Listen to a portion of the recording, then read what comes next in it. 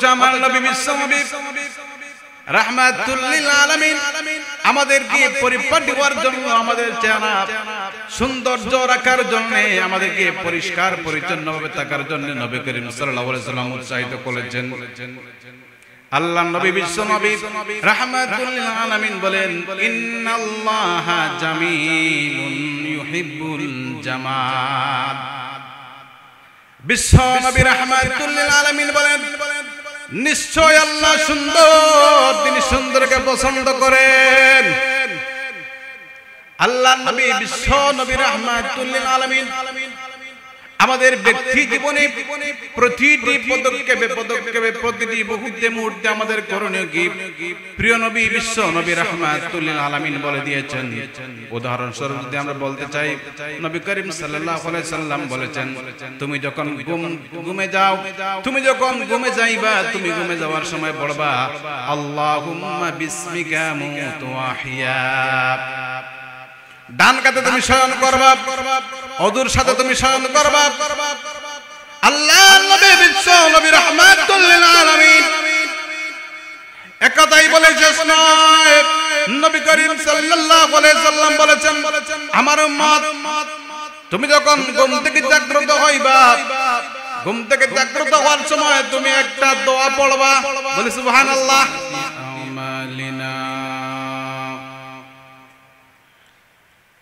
من يهد الله فلا مضل له ومن يضلله فلا هادي له ونشهد أن لا إله إلا الله وحده لا شريك له ونشهد أن سيدنا وسندنا وحبيبنا وشفيعنا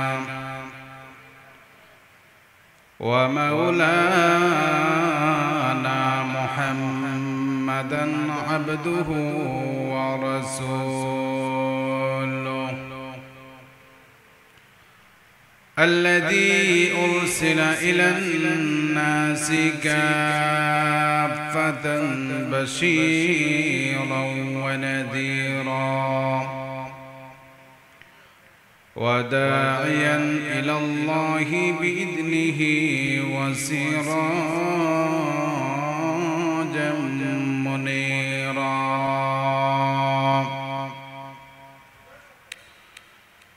أما بعد فقد قال الله تعالى في كلامه المجيد وفي فرقانه الحميد. أعوذ بالله من الشيطان الرجيم. بسم الله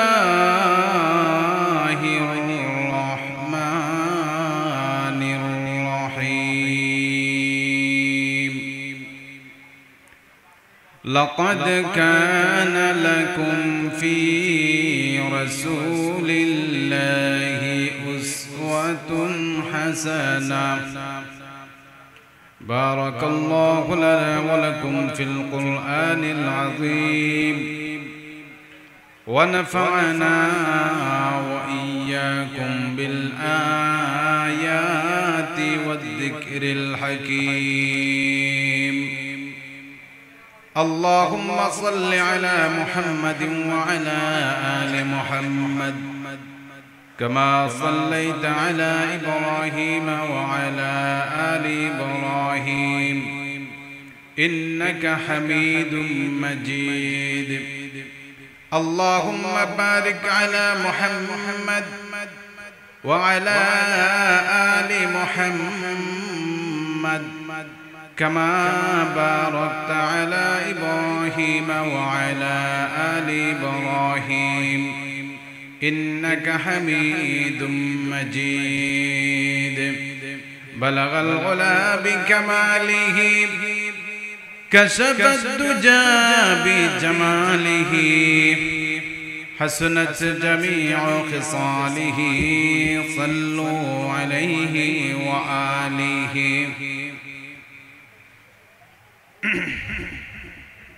জামিয়া কুরআনিয়া সিলেট মাদ্রাসার প্রথম বার্ষিক ওয়াজ মাহফিলের বর্তমান অধিবেশনের সম্মানিত সভাপতি সাহেব, উপস্থিত জাতির বিবেক হযরত উলামায়ে কিরাম, আমার তালিবুল ইলম ছাত্র ভাইরা, আমার পিতৃতুল্য মুরব্বিয়ানে কিরাম, মাইকের আওয়াজ কি যত দূর পৌঁছেছে পর্দার অবস্থান থেকে ওয়াজ শুনতেছেন অত্যন্ত শ্রদ্ধেয় সম্মানিত মা ও বোনেরা,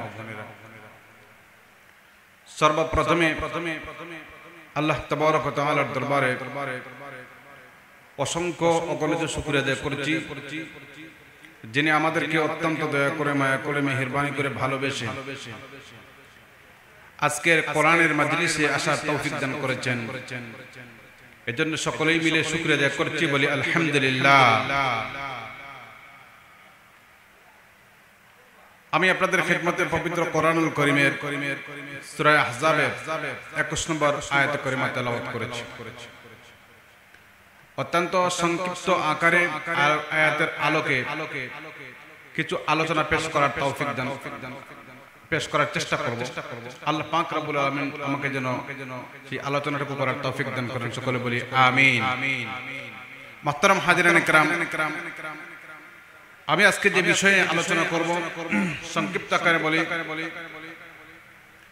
সেটি হলো সুন্নাহর আলোকে জীবন গঠন। আমাদের জীবনটি যদি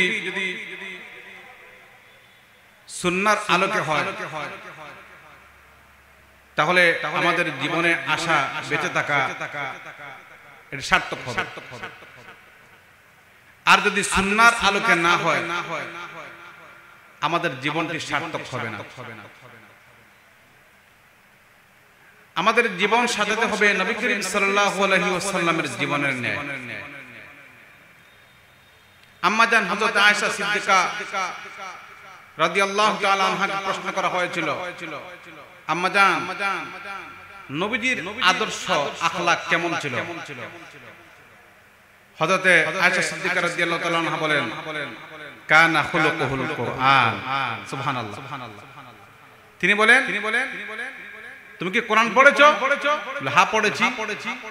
কোরআন হলো আমার নবীর আদর্শ, আমার নবীর চরিত্র। সুবহানাল্লাহ।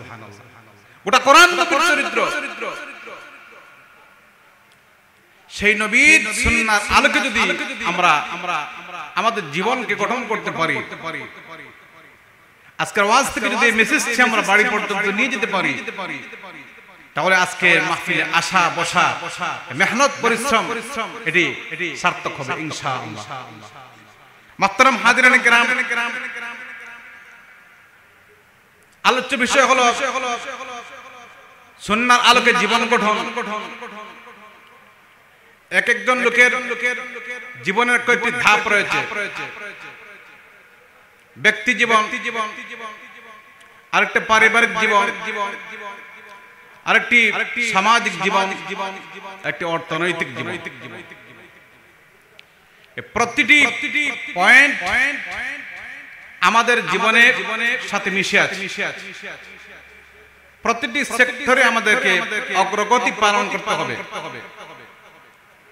যদি আমাদের প্রত্যেকটি সেক্টরে জীবনের ব্যক্তি জীবন, পারিবারিক জীবন, সামাজিক জীবন, রাষ্ট্রীয় জীবন, অর্থনৈতিক জীবন, এর কোন একটি যদি সুন্নাহর আলো থেকে ছুটে যায় তাহলে তোমার জীবনটি নষ্ট হয়ে যাবে, তোমার জীবনটি বরবাদ হয়ে যাবে, তোমার জীবনে আশাটি সার্থক হবে না। মুহতারাম হাজিরানে কিরাম, সুন্নাহর আলোকে কিভাবে জীবন গঠন করতে হয়, আল্লাহর নবী, বিশ্ব নবী মুহাম্মদ রাসূলুল্লাহ সাল্লাল্লাহু আলাইহি ওয়াসাল্লাম আমাদেরকে এমন কোন বিষয় নাই যে নবীজি বলে যান নাই। আপনি কিভাবে ঘুমাবেন এইটা নবীজি বলে দিয়েছেন। কিভাবে ঘুম থেকে জাগ্রত হবেন, জাগ্রত হওয়ার পরে কোন দোয়া পড়বেন সেটি বিশ্বনবী রাহমাতুল লিল আলামিন বলে দিয়েছেন। কিভাবে আপনি বসে খানা খাবেন সেটি নবীজি বলে দিয়েছেন।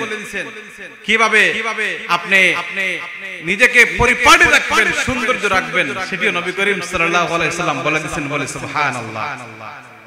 আমরা অনেকে পরিপাটি হওয়ার চিন্তা করি, ফ্যাশন ডিজাইনার খুঁজি, হ্যাঁ স্মার্ট ছেলে খুঁজি,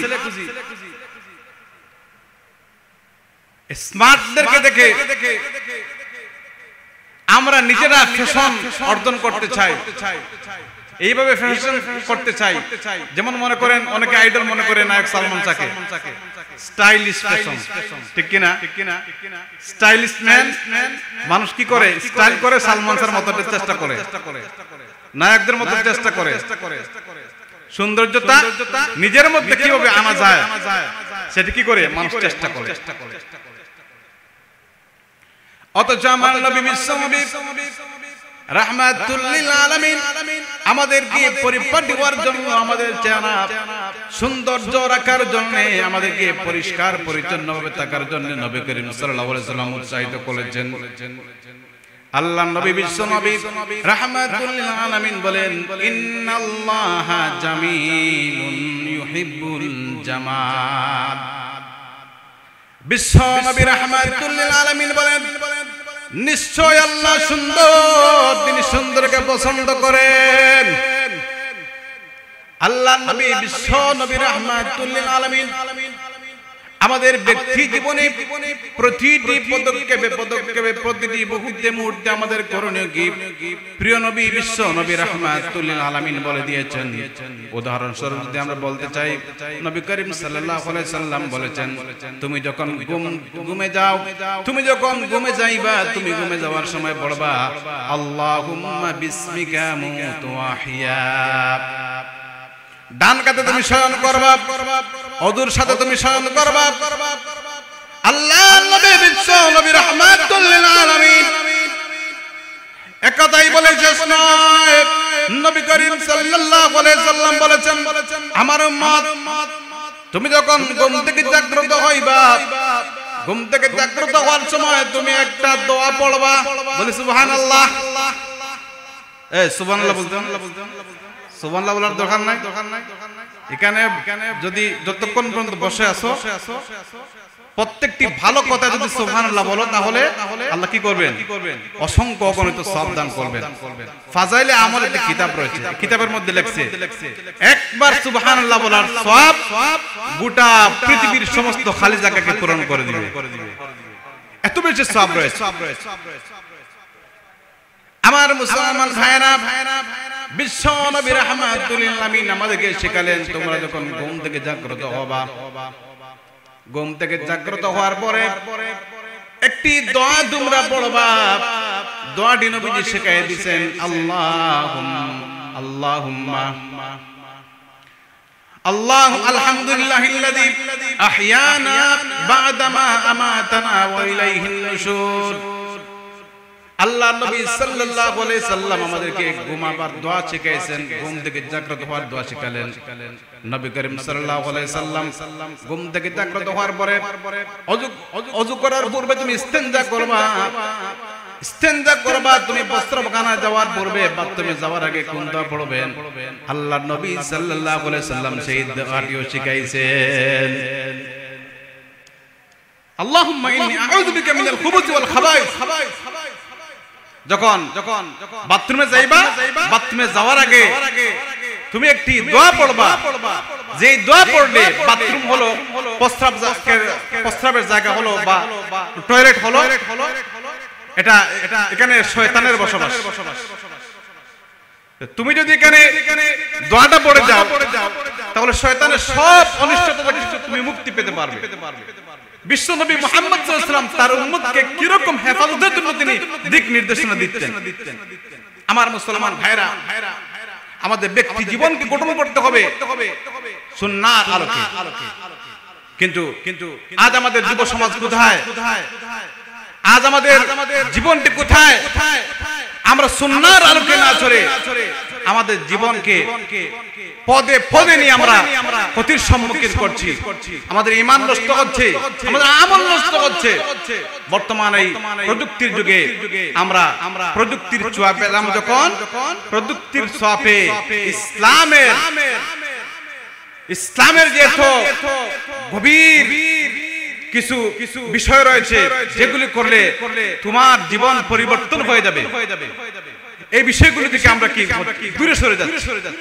মনে করেন ইন্টারনেট, আজ ইন্টারনেটের যুগে আমাদের যুব সমাজ ধ্বংসের পথে। বর্তমানে যত অনৈতিকতা দেখা দিচ্ছে, খুন, ধর্ষণ, পরকীয়া, সবগুলি ইন্টারনেটের কারণে আমাদের যুব সমাজ নষ্ট হচ্ছে, আমাদের যুবতীরা নষ্ট হচ্ছে। আজ তাদের হাতে হাতে মোবাইল থাকার কারণে তার কুফল কি হলো? সারা রাত চ্যাট করে, সারা রাত ভিডিও কলে কথা বলে। যুবকরা সারা রাত গেম খেলে, পর্ন, ভিডিও, আর যত ধরনের খারাপ আছে সব খারাপ। আর ভাই মোবাইল তো খারাপ না, ইন্টারনেট বর্তমান যুগে যদি খারাপ না, খারাপে যদি নিয়ে যান খারাপ, আর যদি ভালো রাখতে চান তাহলে ভালো। কেন কোরআন তিলাওয়াত করা যাবে, ওলামায়ে কেরামের ওয়াজ শোনা যাবে। আমরা এমন এক সময় ছিল যখন কোন বাজারে গেলে আমরা দেখতাম যে বাজারে গান বাজছে, প্রতিটি ঘরে ঘরে গানের শব্দ হচ্ছে। অনেক ঘরে দেখা যেত গান বাজে, রুনা লায়লার গান বাজে, এরপরে আমির খানের কি করে গান বাজে, আরো এন্ড্রু কিশোর, আরো কত কি নাম জানি না, গান বাজে।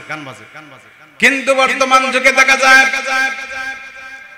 যেই দোকানের মধ্যে আগে গান বাজতো, এন্ড্রু কিশোরের গান বাজতো, রুনা লায়লার গান বাজতো, গায়ক আসিফের গান বাজতো, এখন দেখা যায় দোকানে দোকানে গেলে গান দেখা যায় না।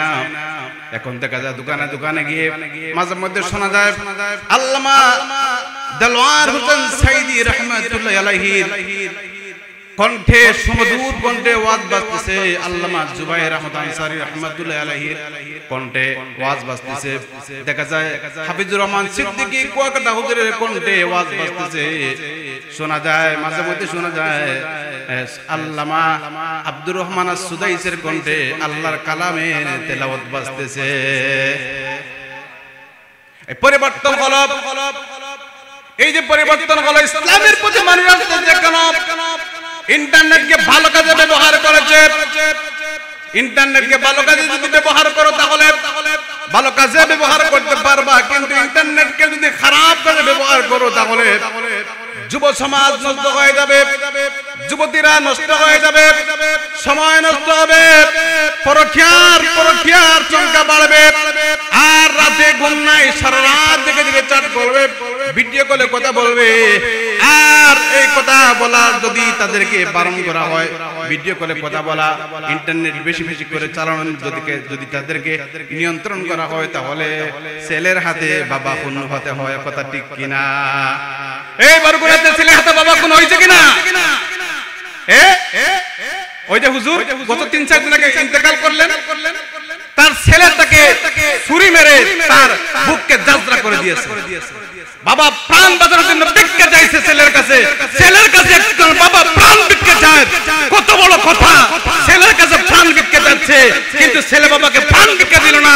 উপার্য পুরো তার বুকের মধ্যে ছুরি মারতে মারতে মারতে মারতে বাবার মৃত্যু নিশ্চিত করেছে, তার নানার বাড়ি চলে গেছে। তদন্ত করে দেখা যায় বাবা কড়া প্রতিবাদ করেছিলেন, শাসন করেছিলেন, সেজন্য ইন্টারনেট না চালায়, সেজন্য মোবাইল আসক্তি না হয়, সেজন্য গেম না খেলে। কিন্তু চিন্তা করে দেখেন বাবা যখন বাধা দিছে, বাবাকে হত্যা করে ফেলছে, ঐশী তার মা বাবাকে হত্যা করে ফেলছে। ওই যে বরগুন্ডার মিন্নি চক্রান্ত করে তার স্বামীকে হত্যা করেছে। কেন এগুলা? বর্তমান প্রযুক্তির অপব্যবহারের কারণে এগুলো হয়েছে। যুব সমাজ নষ্ট হয়ে যাচ্ছে, পরকীয়ার সংখ্যা বাড়তেছে, স্বামী বিদেশ, এখানে ঘরে বসে স্ত্রী অন্য পরপুরুষের সঙ্গে চ্যাট করতেছে, এরপরে স্বামীকে বিদেশ থেকে আরেকজনের সাথে সাথে পলায়ন করে, পরকীয়া প্রেমিকের সাথে পলায়ন করে সে চলে যাচ্ছে। এগুলো আলোচনা করলে অনেক লম্বা আলোচনা করার দরকার ভাই, কিন্তু এখন সময় নাই, সময় শেষ হয়ে গেছে। যা কিছু আলোচনা করলাম, আমি আমার দেশবাসীর কাছে আমি আহ্বান রাখবো যে হ্যাঁ দেশবাসী, আপনারা আপনাদের সন্তানদেরকে নিয়ন্ত্রণ করুন। যদি সন্তানদেরকে এখনই নিয়ন্ত্রণ না করেন, তাহলে সন্তানকে আপনি পরবর্তীতে আপনি তাকে নিয়ন্ত্রণ করতে পারবেন না, আপনার কথা সে শুনবে না। তার কারণ ইন্টারনেটের মাধ্যমে সে বিভিন্ন ধরনের কুসংস্কার দেখে দেখে তার মন মানসিকতা নষ্ট হয়ে যাচ্ছে, আপনার মেয়ের মন মানসিকতা নষ্ট হয়ে যাচ্ছে। এর জন্য সমাজকে সংস্কার করতে হলে, সমাজকে তার সঠিক জায়গার মধ্যে রাখতে হলে, পথভ্রষ্টতা থেকে বাঁচাতে হলে কোরআন এবং সুন্নাহর আলোকে জীবন গঠন করতে হবে। আল্লাহ পাক রব্বুল আলামিন আমাদের সবাইকে কোরআন মতো এবং নবীজির সুন্নাহ মতো জীবন গঠন করার তৌফিক দান করেন। সকলে বলি আমিন। ওয়া আখিরু দাওয়ানা আলহামদুলিল্লাহি রাব্বিল আলামিন। আসসালামু আলাইকুম ওয়া রাহমাতুল্লাহি ওয়া বারাকাতুহু।